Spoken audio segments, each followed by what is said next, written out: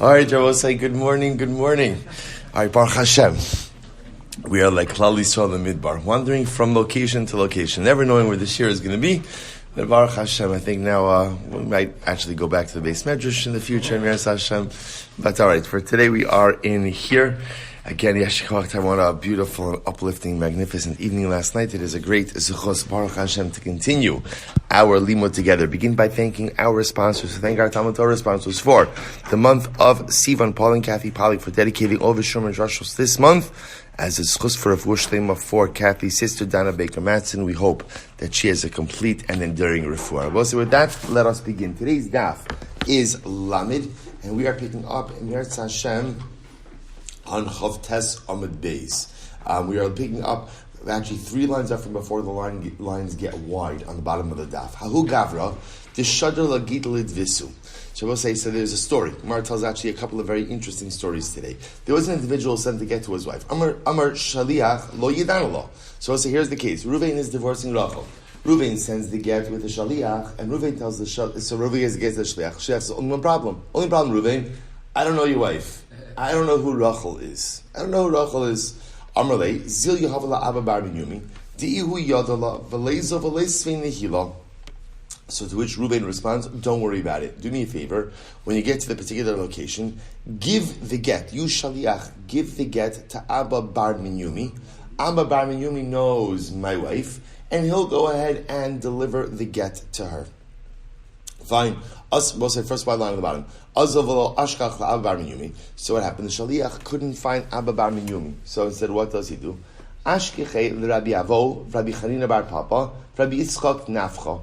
So we'll say he ended up finding Rabbi Avo, Rabbi Chanina Bar Papa, Rabbi Yitzchak Nafcha, the Yosef Rav Safra Gabayu. Rav Safra was sitting with them as well. Amruleh, they said to the Shaliach, Masr Milech Kamei Didon, Dichiyaisi Abba Bar Minyumi Nesve Le, Velezo Velisvila. So we'll say, now listen to this. So remember, so these Rabbanim say to the Shaliach, here's what you do. Literally, give over your words to us, which essentially means, give over your shlichus to us. Give over your shlichus to us.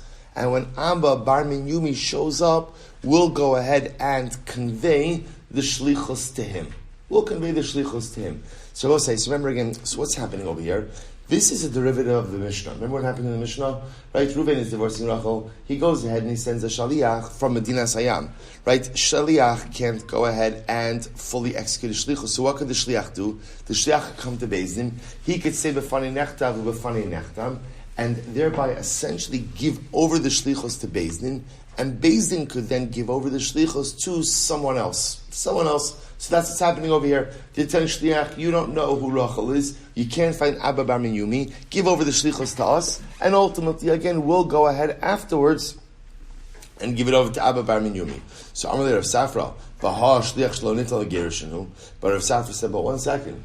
This Shaliach, I will say, is not a Shaliach ultimately who is empowered to effect divorce. Now, Rabbi say, remember again, this is actually very interesting. When Reuben appointed the Shliach, what was the Shliach appointed to do? What was he appointed to do? Good. Not give a get. What was he appointed to do? Give it to Abba Bar Minyumi. That was the Shaliach. We'll say, remember again, this Shaliach was never appointed to go ahead and deliver the get to the wife. So ultimately, again, so here Rav Safra is bringing up and he says, this is not a Shliach Shenitan Legerishin. This is not really an agent who was created to effect divorce. As such says the Gemara, how is he able to go ahead and convey that over to the Beis Din to give it over to Abba Bar Minyumi? So to which the Gemara says, Ichsofu. So ultimately, again, the other Rabbanim were embarrassed. They were embarrassed. So Amar Rava, Kapchinu Rav Safra L'Tlas Rabbanan Samuchi. So again, the Gemara says Rav Safra literally again cut off 3 ordained rabbis. 3 ordained rabbis, which I will say effectively means that Rav Safra was able to go ahead. Rav Safra uprooted, he upended the halachic ruling of 3 established rabbis. I'm Rav Ashi, but my kapchino, I don't understand why did Rav Safra refute them? Mika Amarle Abba Bar Minyumi velo at. Did Reuven ever say, listen, only Abba Bar Minyumi could deliver the get and not you? Right? Did he ever say that? No, he never said that. So we'll say, again, the husband would be more than happy if the shaliach himself went ahead and delivered the get. Just the shliach said, I don't know your wife, to which husband said, okay, if you don't know my wife, I find out Rabbi Yomi, he does know my wife, he'll divorce her. But it doesn't in any way undermine the shliach's ability himself to affect the divorce. And because he has the ability to affect the divorce, therefore what? Therefore again, he could transfer that agency to someone else as well. He could an alternate version of this. So there's an alternate version of this, and the alternate version of this, it reads that Rav Safra ultimately, again, he cut off 3 ordained rabbis mistakenly. He cut them off mistakenly. So what was the mistake? So the mistake was that Rav Safra, did the husband, did Ruvain say to the shaliach, only Abba and Yomi can deliver the get, and not you? Of course not. He didn't say that. So because he didn't say that, therefore, the shaliach has the ability to convey the agency to someone else as well. Incredible. So I will say, so again, I just want to point out, all of this is halacha l'maisa, the continuation of the concept of a shaliach having the ability to, if he's unable to execute his agency, to convey that agency either to another shaliach, that was yesterday's Mishnah, and also in yesterday's Mishnah, which is our Mishnah on this Amid, if it's from chutz la'aretz, so there's a b'far nechta, b'far nechtam, the difference is that what that conveyance has to take place where? In Beis Din itself. Beautiful. Let's go back there. Says the Gemara. Hahu gavra, there was a guy who sent a get to his wife. Amar the shliach lo teisvei nihila atlasin yomin. What's the interesting case? So Reuven sends a get. Right, with the shaliach, and he tells the shaliach, "Here's what I want you to do: give her the get, but only after 30 days. Only after 30 days. So take it now, but deliver it after 30 days." So what happens? Isness begot tlasin yomin. Something happened during those 30 days. Just listen carefully.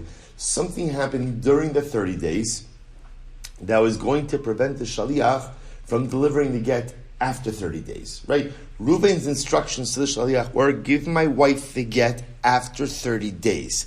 During the 30 days, circumstances arise that are going to prevent the shaliach from delivering the get. So the shaliach came before Rava, Amar Rava, Chala, Taima Mai. So let's remember again, going back to the Mishnah. Rava said, what did the Mishnah say? Mishnah said, right, shliach was empowered to go ahead and bring a get from a dinas hayam. Then shaliach becomes ill. So what's the halacha? Osa shliach b'beizin, he can convey his agency. So Rava said, Lamaisa, why does the Mishnah say chala, become ill? Mishum da'anos. Because what the Mishnah is saying is, if you have extenuating circumstances and can execute your shlichus, ultimately you could appoint another shliach in your stead. Hanami anos. So therefore, again, he was saying to the shliach, you're also an honest. Obviously, something came up within the 30 days which precluded him from going ahead and executing his shlichus. You're also an honest. Armalei masar mili kame didan to the basar tlasin yom in mashvin and shliach v'yav lenehil. So they said to the shliach, give over, right? Literally convey your words to us. In other words, transfer your agency to us, so that after 30 days we'll appoint another shaliach to deliver the get to Rachel. Amali Rabban the Rava. So Rabban said to Rava, 1 second. But 1 second. Here's the problem. We'll say, once again, see, the Gemara is operating with the principle. They will say, what type of shaliach could go ahead and transfer his agency? The type of shaliach who has the capacity to effect divorce. Well, we'll say, in this case, does the shaliach have the capacity to effect divorce? No. Why not? When was divorce to be effected? When was it to be effected? After 30 days. Does this shaliach have the ability to deliver it after 30 days? No. Something came up. So if that's the case, he's not a shaliach capable of effecting divorce, and if that's the case, the agency should be non-transferable.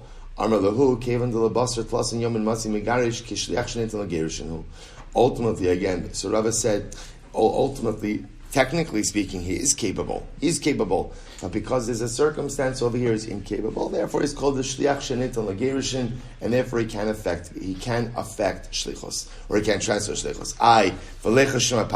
So now we'll say, the Gemara brings up a different discussion. We'll say, now watch this. In this interesting case over here, remember, Reuven is divorcing Rachel, but there's something interesting which is occurring, which is what? He's instructing the shliach to give the get when? After 30 days. So aren't we concerned about say that with such a delay, right? With such a delay, maybe they reconciled. Now, both say you'll say yourself a concern about they reconciled. That's a good thing, right? it's a wonderful thing. The problem is if he decides to give her the get afterwards. In other words, the attempt at reconciliation doesn't go so well. Hey, so I'll say, so now watch this. Aren't we concerned that maybe he's going to be a faiser? Actually, what did we learn? Milo Tanan. Did we not learn? Milo Tanan. Me'achshav im lo basi mikan vad yud beis chodesh. If a man says to his wife, this is your get from now if I don't come back within the next 12 months. Umeis besoch yud beis chodesh. And indeed he dies within the 12 months and therefore doesn't come back. Harei ze get. So that's a retroactivity clause, which we'll discuss this case, and the get is valid. And we asked about this case. Are we not concerned that maybe during the 12 months they reconciled? And we'll say, if they reconciled, what's the concern? Halacha l'maisa, we are concerned. Take a look at Rashi. Rashi says over here, v'leichush, bottom Rashi, he says, well, not bottom, but he says, v'leichush, shemaba bal etzla b'soch shloshim, v'nesyachid imo, paiso bal v'have get yashan. So I will say, here's the issue. If a husband writes a get, and then after the get, he is miyachid, he is alone with his wife, that becomes a get yashan, an old get. Look at Rashi. V'leichush shemapayis b'soch yud beis chodesh she shows harbe lavo ve'in zedom l'sholech kem medinas hayam. So now again, the issue with the get yashan, I will say, is what happens if halacha l'maisa he's alone with her and she becomes pregnant. Now I will say, what effectively is going to happen over here? She's going to have a get that is dated prior to the pregnancy. So when you do the math, if you look at the date of the get, it looks like she had this child out of wedlock. Which, of course, again, I will say, now, to be clear, it doesn't create an Isser situation, but it creates what we call a Pegam Mishpacha situation. So therefore, Chazal had this concept, we'll talk about this more in depth, of a get yashan, an old get, which is any time a husband is alone with his wife after the get has been written. So the Gemara says over here, aren't we concerned about that? In this case of 30 days, to which the Gemara says, So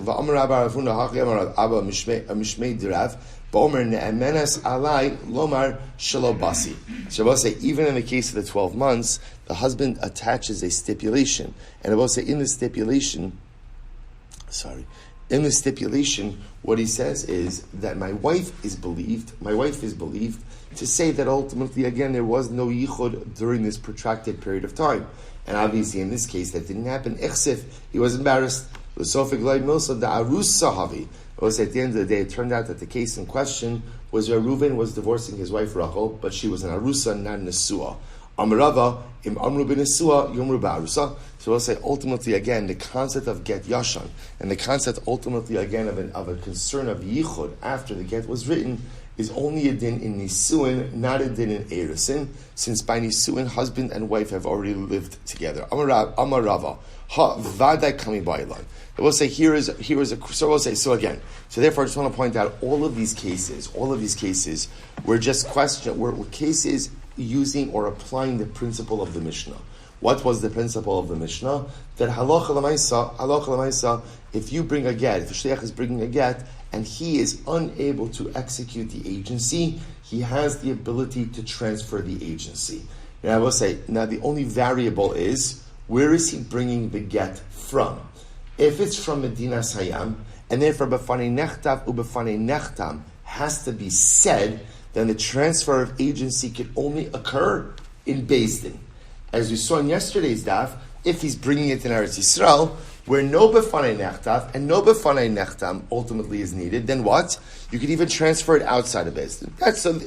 Those are the principles that we are operating with. Good. So now Rava says another kasha. We'll say top of Lamed. Today's daf. It's good to get to today's daf. Good. Right, so ki mashvi Beis Din shliach b'fanav or shelo b'fanav. So we'll say here's the shayla. We'll say so now when Beis Din, going with our Mishnah, right? So Reuven is divorcing Rachel. Reuven is in Medinas Hayam. He goes ahead and he sends an agent to divorce Rachel. So now what happens? Now he goes ahead and needs to transfer his agency. So Reuven shows up to Beis Din, says b'fanei nechtav u'b'fanei nechtam. Now we'll say here's the shayla. When Beis Din appoints the second agent, does Beis Din have to appoint agent number 2 in the presence of agent number 1? That's the shayla. Kimashu beis din shlei b'fanav o shelo b'fanav hadir pashta. So we'll say ultimately again they went ahead and then they answered it. Bein b'fanav bein shelo b'fanav shalchim nitam bein b'fanav bein shelo b'fanav. To which we'll say the Gemara answers no. It doesn't matter. They once agent number one, shliach number one, transfers agency to beis din has the ability to transfer to agent number two in the presence of agent number one. Not in the presence of agent number one. It doesn't really matter. Doesn't really matter. It's good. Let's go back there. Hu da Amar. I will say another case. Great case over here. Hu da Amar. There was a guy who said to his wife, if I don't come back within 30 days, lahavegita. This is your guess. So we'll say, so just to understand, the case in question is, Reuven is going on a trip, right? It could be a trip that even has some level of concern of danger to him. So what does he do? So Reuven goes ahead and gives his wife a get, and he says, if I don't come back within 30 days, the get is valid as of when? As of when? Now. Right? Arba say the truth is, I don't have to put that in there. I don't have to say it. It doesn't have to be a retroactivity clause. It could also just be a situation where if I don't come back in 30 days, the get is valid. Fine. Asa, watch this case. So Reuven goes, and Reuven comes back. And I will say, he's literally right by the border of the city. The city is connected with a bridge. So what happens? Asa upaskua mavra. The bridge to the city collapsed. The bridge to the city collapsed. So I will say, so can you imagine what's happening over here? So halacha l'maisa now, Reuven is sitting there by the collapsed bridge right at the entranceway to his city. So Amar Lahu, chazadasai. He's jumping up and down. I'm back. Meanwhile, Rachel's like, did you hear something? Right? Did you? Right? So I said, so no, I don't know if she's actually saying that. But the Maisa, again, he's jumping up and down. I'm back. So we'll say, what's the shayla? Shayla is, he's not back, but he is back. In other words, he's back, but now there's an ones. Now there's an extenuating circumstance, a bridge collapse. Amar Shmuel, lo shmei masya. Shmuel says, nope, that is not called arrival. That's not called coming back. Look at Rashi. Lo shmei masya, on the top. Tilo mati ad hacha, ve'in tainus ones bitnoi gittin. Listen to this. So the Rashi explains, according to Shmuel, we're going to see this in just a bit, there's a concept of ein ones begin. Or I should say, we'll see it's machlokes, but ultimately, again, there's no extenuating circumstances. In other words, like, if you're going to give a get, you're going to attach it tonight, you can't claim ones. You can't claim extenuating circumstance because of us that you're making the Tanai. Therefore, again, if you're making the Tanai, ultimately, you have to deal with whatever the ramifications are of it. So therefore, Shmuel says, you're not back. I understand it's not your fault. The bridge collapsed, but Lamaisa, you did not go ahead and you didn't arrive. You didn't arrive. So good, another story. Listen to this case. Very interesting. Reuven gives a get to the shaliach, right? And he says, or he gives a get to his wife. And he says to her, if I don't reconcile with you within 30 days, for the next 30 days, the get should be valid. So I'll say, okay, fine. Azal paisa velo ifaisa. So he went, Reuven tried to reconcile with Rachel, and it didn't work. So Amar Rav Yosef said, now both say, now here's what's interesting. Take a look at Rashi. Rashi says, Faisa bidvarim harbe vehir ba'aleha reim v'lo nisratza lahashlimito. So here Reuven tried, right? He even spoke nicely. He bought a gift. He took out the garbage. Whatever he had to do, right? He tried.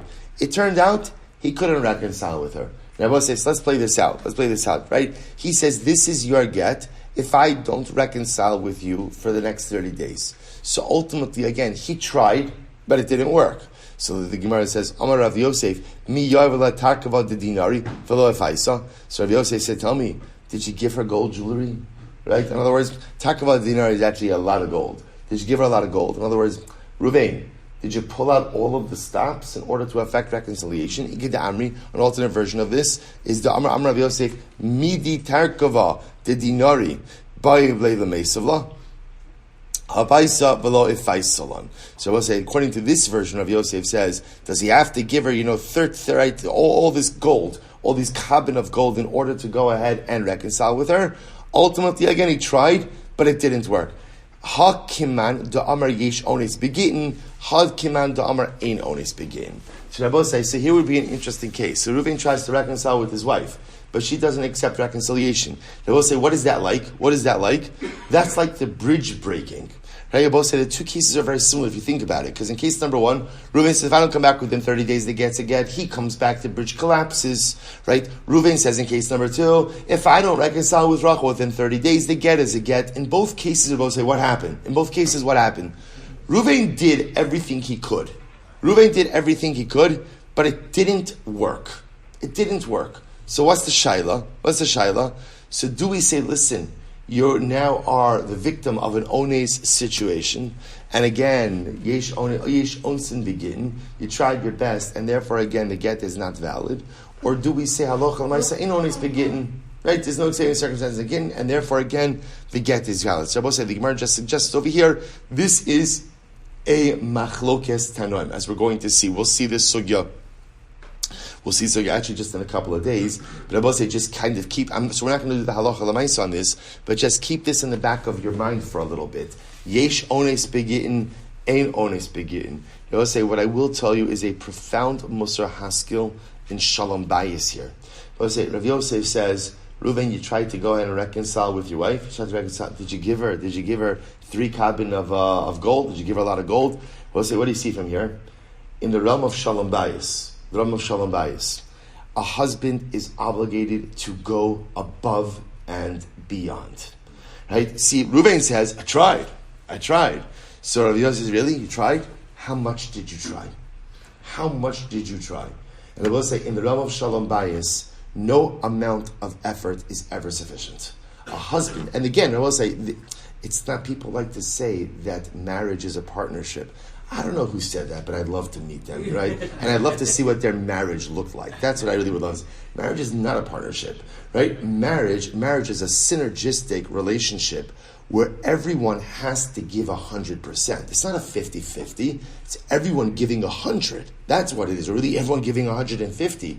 But I will say, what you begin to see over here is, ultimately, again, you want shalom bayis, you have to put in maximum effort. And just when you think you put in enough effort, put in more effort. And when you think that you're fulfilling obligations, others will say, this all the time, right? When people think, a husband says, like, I'm living up to my obligations. I'm like, oh gosh, right? Better sleep on the couch now, right? I always say, living up to obligations, that works in your place of employment, right? And even then, if you're just living up to your obligations, you're probably not going to be very successful, right? So marriage is all about surpassing expectations, right? Shalom bayis is all about going above and beyond. It's about giving 150% each and every day to make the best possible relationship. And just when you think you've given everything you need to give more. Give more. That's what Rav Yosef says. Yeah, you tried to reconcile. Did you go ahead and give her gold? Did you go? Rabbi said, "Lav dafka." I don't mean in the material sense necessarily, although the material sense as well, but certainly in the emotional sense, in the giving sense, in the support sense, and probably yes, in the jewelry sense as well. Right? Ultimately, again, always go above and beyond. Such an incredible, important yesod. Anyway, I will say, we'll talk more about onis begin. I do want to get more into that sugya because it's a great sugya, but not now. Mishnah Hamal v'Mo says Hakohen v'Halevi v'Ha'ani. But I'll say totally switching gears over here. But great case. A person lends money to a Kohen, to a Levi, to an Ani. Now I will say, this is actually a fascinating situation. So imagine the following scenario. Reuven lends money to a Kohen, to a Levi, or to an Ani. But Reuven has a great idea. Instead of going ahead and getting paid back by the Kohen, the Levi, and the Ani, instead what Reuven agrees to take is tithes as a form of repayment. So he'll take the Truma of the Kohen, he'll take the Meiser Rishon of the Levi, and he'll take the Meiser Ani of the pauper. These are all tithes that are due to them. So essentially, both sides, the loan is actually a form almost like of an advance, right? But we're going to call it a loan, but it's a loan whose repayment is secured by these tithes. So remember, again, Reuven himself is going to be separating these tithes. So instead, what he says is like this: when I separate out your truma, I'm just going to keep it as payment for your debt. Same thing with the lady, same thing with the ani. So what's the halacha? So this is the common denominator. He could continue to go ahead and collect these tithes as forms of payment with the chazaka that the borrowers are still alive. He doesn't have to be concerned that maybe the Kohen or Levi died, or the ani became wealthy. Mesu. So we'll say that's the same thing as the previous Mishnah, where we're operating with this concept that a person has a cheskas chai, a chazaka, ultimately again that they are still alive. Mesu, if these individuals died, right? Sarach li torushus min yarshin. So we'll say it's actually a very interesting halacha. We're going to see that when a borrower dies, so the loan does not devolve upon the inheritors, upon the heirs. Right? We'll discuss certain exceptions to that rule, but in a general sense, heirs don't inherit the debt of their father. So therefore, again, I will say in this case over here, if Ruvain knows that halacha l'maisa, the Kohen, the Levi, the Ani died, he can't continue to keep the tithes. Rather, instead, what does he have to do? He has to ask permission, ultimately again from the inheritors. So and halacha l'maisa, if they give him the permission, then he could go ahead and continue to collect. Look at Rashi, almost right across from Rashi. Li Torah Shus Minei Yarshim. Rashi says, "Mipnei she'in chov ze mutal aleim lifroa yito rishus imrotzim sheis kabo chovo b'shvilam yaakov." Supposed to listen to this. Now again, we'll discuss that there are times in which inheritors do inherit the debt of their father, and there are times where they don't. There's a situation where they don't. So again, Ruvain, the lender, can say, listen, your father borrowed money from me. I would like to continue to hold on to these tithes as payment for the debt. If they give permission, he could continue to do so. So the Gemara says, however, if Ruvain lent these individuals money in the presence of Beis Din, he could continue to collect the debt even once they have already died. Incredible. Gemara. So the Gemara says, so we'll say it's actually really an incredible Gemara if you think about it. So what we're advancing over, we'll say is like this. And actually, if you think about it, this is a great way to lend money to Kohanim, Leviim, and Aniyim. Right? A really great way, because you could essentially secure the debt. But what it sounds like over here is, so imagine the following situation. Ruvain lends money to Aaron HaKohen. Right? Aaron gets the money. So now Ruvain says, okay, I'm just going to keep your truma. So we'll say what it sounds like over here is that Ruvain literally could just keep the truma. He doesn't have to dispense it. He doesn't have to separate it. He could just keep it. To which the Gemara says, Afa gavdol asili yadei. So we'll say, so is that true? That Ruvain could keep the truma without ever giving it to the Kohen? Is that true? So the Gemara says, Rashi says, Rashi says, the Kohen v'achzirma. So we'll say, it sounds like over here, Ruvain doesn't have to take the truma, give it to Aaron, and then Aaron gives it back. Rather, what could happen over here? Ruvain just keeps it. Is that true? The Gemara says, Ushmuel Amar. So the Gemara says, Amar Rav. Rav says, what's the case? B'makirei kahuna ulavia. We're talking about, we'll say, where Ruvain normally gave, this is what I was saying, there was this concept, Makirei kahuna ulavia means, and this must have been fairly common, where Yisrael would regularly give their tithes to a particular Kohen and Levi. Which, so I'll say, it's like we have a relationship. We'll see, where this could come up, we're going to have this again. So in the Beis HaMikdash, let's say you have a family where one side of the family are Kohanim, or Leviim, and the other side is not. So if you're the Yisrael side, it might be very common to give your Trumas and Maestros to your own Mishpacha.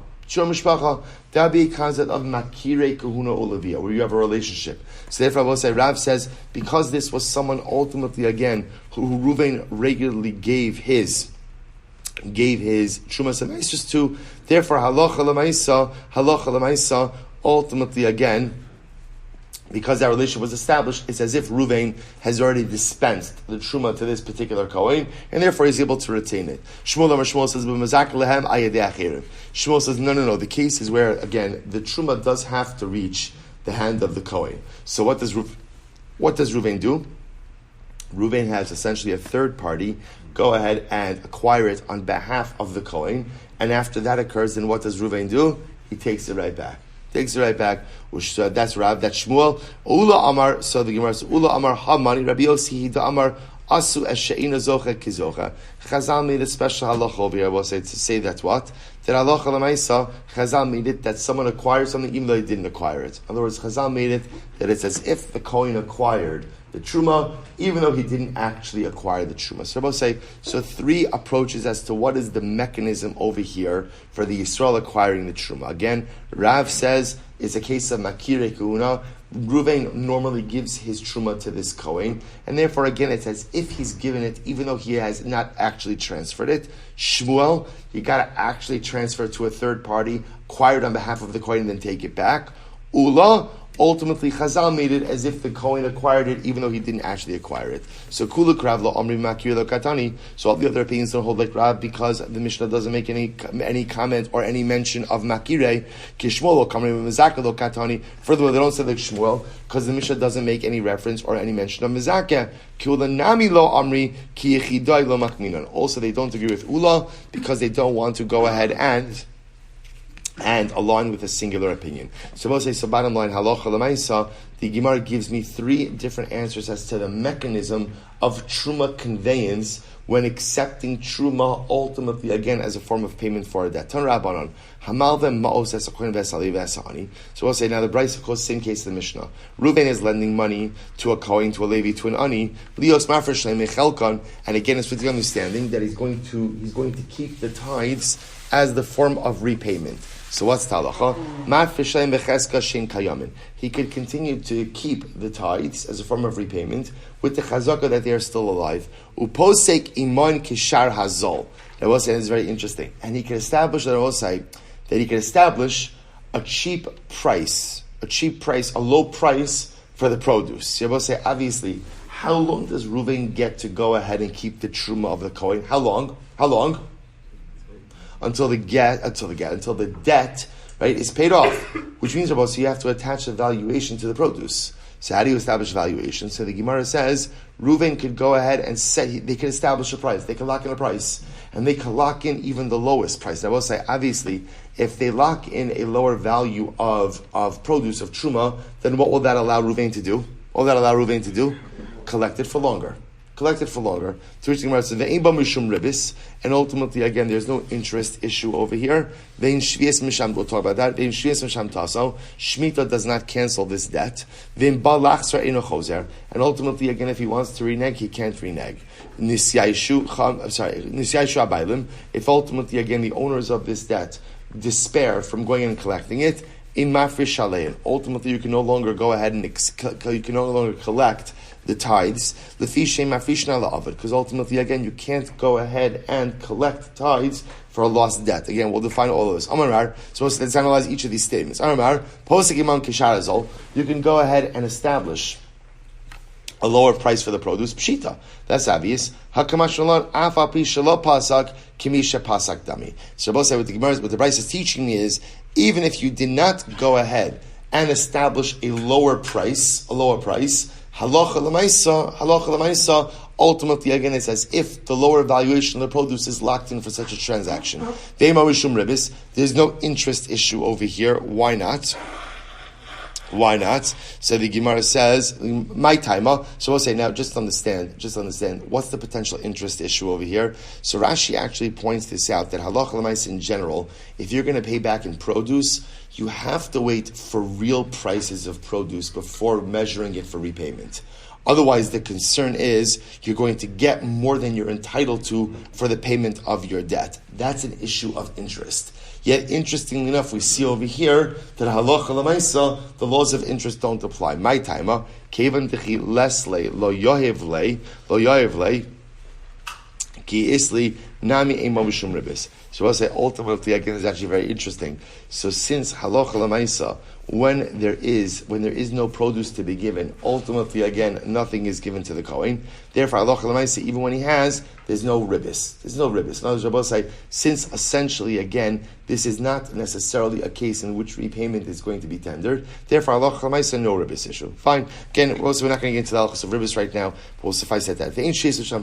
Shemitah does not go ahead and cancel such a debt. Why not? The lo karina be lo yigos. This is very interesting. When does Shemitah cancel a debt? When ultimately, again, it is a debt where the lender is going to collect it from the borrower. I will say, is this a case where the lender is collecting it from the borrower? No. Why? Because how is repayment being affected over here? How is it being affected? Ultimately, again, lender is keeping that which is already in his possession. So therefore, because it doesn't satisfy the criteria of lo yigos, therefore Shemitah doesn't cancel it. And if someone wants to renege, you can't renege. Amar Papa, who's reneging? Lo shanu ela balabayis bekoin. So both say, Ruvain can't renege on the arrangement, so in other words, lender can't renege on the arrangement with the borrower.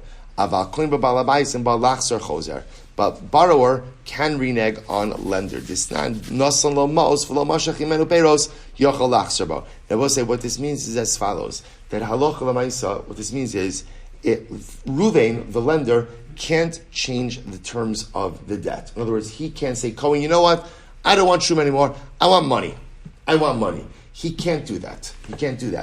But Cohen, borrower, does have the ability to do that. If he wants to say, you know what, I'd like to pay you with money and not have my truma portion held on to by you, then ultimately, again, he has the ability to do. Good. Weiter. This says, we'll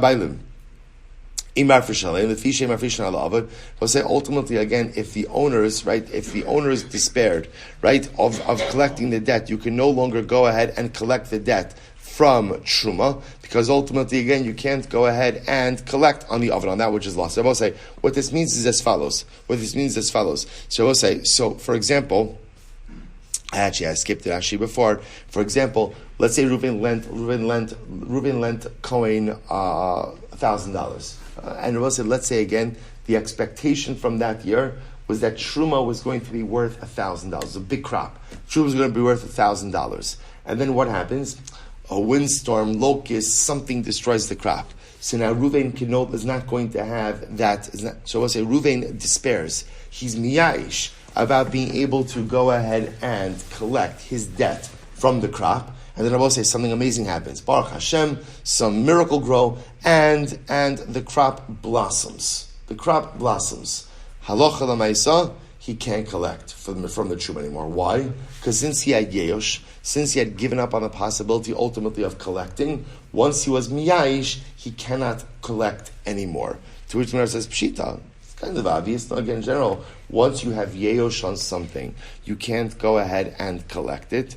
To which the Gemara says, Pshita lo tzricha da'akun. Stalks were already formed. Ma'al detema kansa milsi. Ahmed will say, maybe since the stalks had already grown, maybe his yeyosh is not a real yeyosh, since there was some semblance of growth that was already there. Kamash Bola, no. Kamash Bola say yeyosh is yeyosh, and once you despair of collecting the debt, therefore again the arrangement is void. Tanya, Rabbi Eliezer ben Yaakov Omer, Hamalva Mausas HaKohen V'Asalevi Bebezdin Umesu Mafresh Leim Becheskas Oso HaShevet V'Asani Bebezdin Umeis Mafresh Leim Becheskas Ani Yisrael. Shabbos say, now listen to this. Ruvain lends a Kohen, a Levi, or a Yisrael in Bezdin. So we'll say, now this debt is occurring in Bezdin. So what happens? Now we'll say, now the borrower, the Kohen, the Levi, Yisrael, whose tithes were being seized by Ruvain, the lender, as satisfaction of the debt. So now these individuals die. They die. So what's Talach? Rabbi Eliezer ben Yaakov says, Ruvain could continue to collect the debt on behalf of Shevet Levi. Or he could continue to go and collect the debt on behalf of Aniyei Yisrael. Now, what does that mean? Look at Rashi. Both side from the bottom of Rashi. Osa Shevet, Shakarov Lamba, Osa Shevet, Royli Yarsham, V'cholavim Zochem Maisos, Levichach, Yakiv Zes Maisos, B'shil HaKarva Labivia. So essentially, both side. So what Rabbi Eliezer ben Yaakov seems to say is that Halacha L'maisa, there's the community of Shevet Levi. So since there are relatives of this individual, he continues to hold on to the Truma, to the Meiser, we'll call it on behalf of the rest of Shevet Levi. Or again, on behalf of the rest of Aniyim. Now we'll say, now we'll see what this means in just a moment. Actually, look at Rashi. So he says over here, Becheskas ani Yisrael, ha'chalek l'meir becheskas yorshish v'yorshin ha'shirmim, aval becheskas sharnim yafrish, yakim deholva takanas aniyim hu, v'neichalu l'chol ni Yisrael shetei das nagis. And we'll say, let's analyze what this means. What does this mean? He's holding on to the Truma Meiser on behalf of Levi, or on behalf of the Niyim. We'll say, remember again, it is for the benefit of Kohanim, Leviim, and Daniyim that Reuven what? Continue to get paid for his debt. Why is it in their benefit? I will say, I don't know, it's interesting, but it would seem to be if you're a Kohen, or you're a Levi, or you're a Yisrael, this is a very important mechanism to securing credit, to securing money. Right, I will say, because think about it for just a moment. If you're a Levi, you're from Shevet Levi, we'll say, what assets do you have? Again, in biblical Israel, at least you probably didn't have real estate, right? Because Shevet Levi doesn't have land. And if you're an ani, you really don't have anything. So we'll say, what can you leverage to obtain a loan? Well, what you do have is you have an income stream. You have an income stream. What is that income stream called? It's called Truma, Meiser, and Meiser Ani. So I will say, so what Rabbi Elazar ben Yaakov is saying is like this. If Reuven lent money, it's in Shevet Levi's interest that he gets paid. And it's in the Aniyeh Yisrael's interest that he gets paid. Because if a guy knows that he could go ahead and lend money according to a Levi Yisrael and keep Truma, Meiser Rishon, Meiser Ani, as long as needed to satisfy his debt, he'll lend money. But if he knows that if the guy dies, that's it, he's done, he's going to be a bit more reluctant to lend money. Therefore, Rabbi Elazar ben Yaakov says, if you lent in Beis Din, you could continue to collect.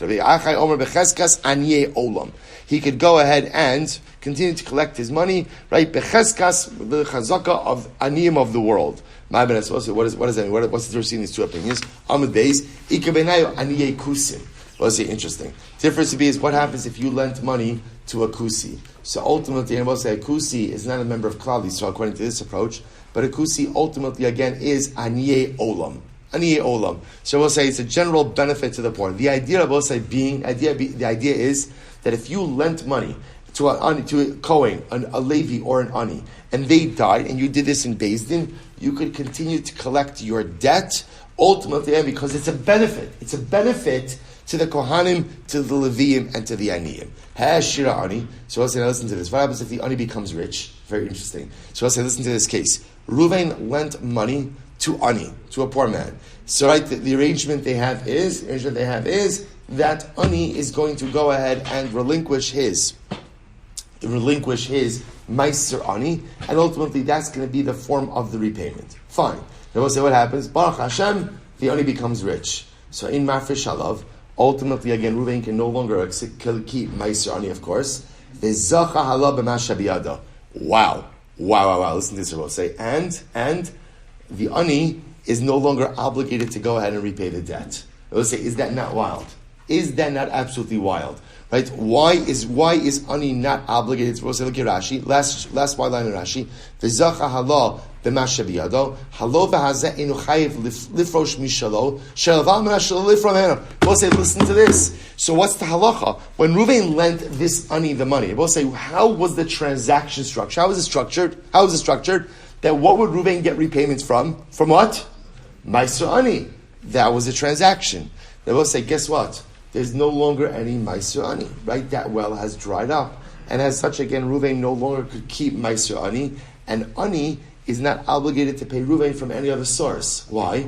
Because that was not the structure of the agreement. It will say, Rabbanon, Maishna lemisa davat akanta, or Maishna lashir davat akanta. And I will say, now watch this. Here's what's interesting about this.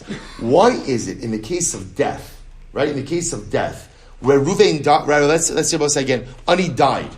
So what do we just run on the Bryce? What happens if the Ani died? And let's say again the loan was done in Beis Din. What happens? What could Reuven do? Reuven could continue to keep Meiser Ani, right? He could continue to keep Meiser Ani. Yet, if Ani becomes rich, what are Reuven's options? Zero. So why is it that if the Ani dies, the rabbis provided the ability for Reuven to continue to keep Meiser Ani to pay off his debt, but yet if Ani becomes wealthy, that's it. There's no more Meiser Ani. Why is that? So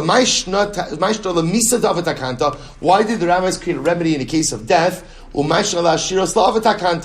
why when Ani becomes rich, they didn't create a mechanism? Well, this is incredible. Very simple. Misa shricha, ashiras lo shricha. That's the answer I was saying. Death is very common. Becoming wealthy is very uncommon. So I will say, therefore, again, Chazal legislated a remedy in a case, ultimately, again, of a common situation. So therefore, if the Ani dies, we want to protect the lender. The chances of the Ani becoming wealthy, so I will say that ultimately is much more foreign. Amra Papa, Hanu Darmish is what people say. Famous saying, Chavrich meis asher. If you hear your friend died, believe it. Is asher? Lo sa asher. if you hear your friend became wealthy, don't believe it. It sounds better in the, I guess in the Aramaic. I would say, but again, an interesting idea. I just will point out also, this is also an incredibly important yesod, which is, I think, also one of the interesting things, because I feel old when I speak like this, but you see a lot with younger people, that younger people often have these dreams and expectations of instantaneous wealth. Right? And I think it's many times often in our communities, everybody knows that guy. What people don't realize is that for that guy, there's 1,000 other people who didn't have this meteoric rise.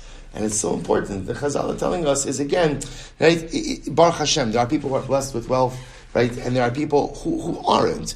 And just because a person isn't, shouldn't chas v'shalom think that somehow that's a lack of success in life as well. Because ultimately, again, Ashirus is not shchiach. There are wealthy people, but Baruch Hashem, that's not the norm. That's not the norm, right? The norm is ultimately, again, for people, Baruch Hashem, to put in their shtables, to do their hard work, to hopefully be blessed with parnasa, But again, Ashirus is not the norm. And it's so important because so often, I think, especially in our communities, there's a feeling of if you don't make it big, then you're just not a success. And that's not true. That's not true. A Jew who puts in effort, and a Jew who is honest, and a Jew who, Baruch Hashem, works hard and makes a parnasa, and carves out time, ultimately, again, for his spirituality, for his holiness, that's successful living. Some are blessed with Ashirus, some are not. Those who are Baruch Hashem are successful, but even those who aren't are also equally as successful. An important yisod. Let's go weiter. You need to start making these pages much shorter. That's good. Simar says, Mace, Tzarech Lito Rishus, so we'll say ultimately again, if the ani dies, ultimately you have to take Rishus. You have to take Rishus ultimately again from Bezin to continue to collect. Tanya, Rabbi Omer, Yarshin Shiyarshu. So ultimately again, right, if inheritors inherited, Umi Ika Yarshin Delo Yarsi, are there such a thing as inheritors who don't inherit? So the Gemara says, Rabbi Yochanan, Shiyarshu Karka, Velo Shiyarshu Ksafim. So I will say, this is very interesting. Halacha l'maisa, we're going to see now a fundamental distinction. We'll probably get more into it tomorrow. I will say, but I'll just point out something very interesting. When a father dies, do his sons inherit the obligation to pay off his debt? I will say, we are going to see it depends. What does it depend on? Whether or not they inherit real property. If they inherit real property, because debt is generally secured by real property, which means that they inherited encumbered property. If they inherited encumbered property, there's an obligation to pay off the debt.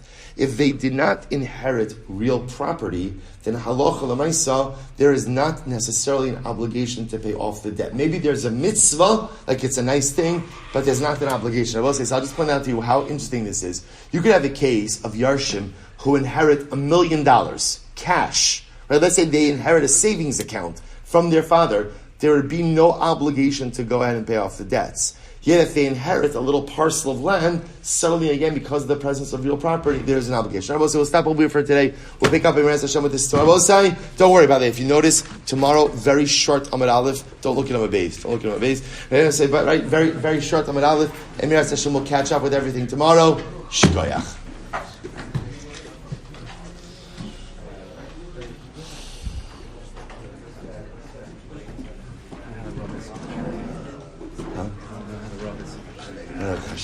Coffee. I got your message.